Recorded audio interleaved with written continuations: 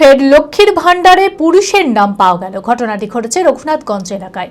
অভিযুক্ত মিঠিপুর রায়চকের বোলতাল এলাকার বাসিন্দা।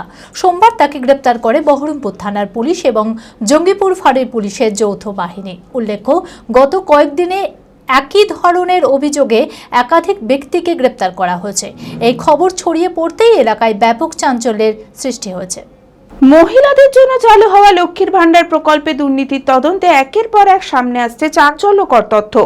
প্রকল্পটি শুধুমাত্র মহিলাদের আর্থিক সহায়তার জন্য হলেও তদন্তে বারবার ধরা পড়ছে পুরুষ অভিযুক্তরা। তদন্ত চালিয়ে সোমবার মিঠিপুর রায়চকের বোলতাল এলাকা থেকে কাদেরুল শেখকে গ্রেপ্তার করে বহরমপুর থানার পুলিশ এবং জঙ্গিপুর ফাঁড়ির পুলিশের যৌথ বাহিনী। তদন্তকারীদের দাবি, সরকারি প্রকল্পের সুবিধাভোগীদের তথ্য ব্যবহার করে প্রতারণার মাধ্যমে আর্থিক সুবিধা নেওয়ার অভিযোগ রয়েছে অভিযুক্তের বিরুদ্ধে। উল্লেখ্য, গত কয়েকদিনে একই ধরনের অভিযোগে একাধিক ব্যক্তিকে গ্রেপ্তার করা হয়েছে। এই খবর ছড়িয়ে পড়তেই এলাকায় ব্যাপক চাঞ্চল্যের সৃষ্টি হয়েছে। Manmohini health care, quality care with personal touch. মুর্শিদাবাদের সর্ববৃহৎ নার্সিং হোম এখন আরও বড়, আরও উন্নত পরিষেবা ও পরিকাঠামো নিয়ে নবরূপে আপনাদের সেবায় নিয়োজিত।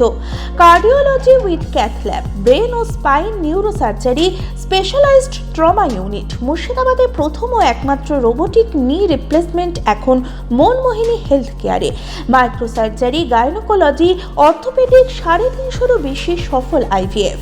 Manmohini health care, Kalikapur road, শিল্পতালুক, বহরমপুর, মুর্শিদাবাদ। মোবাইল 9732795000।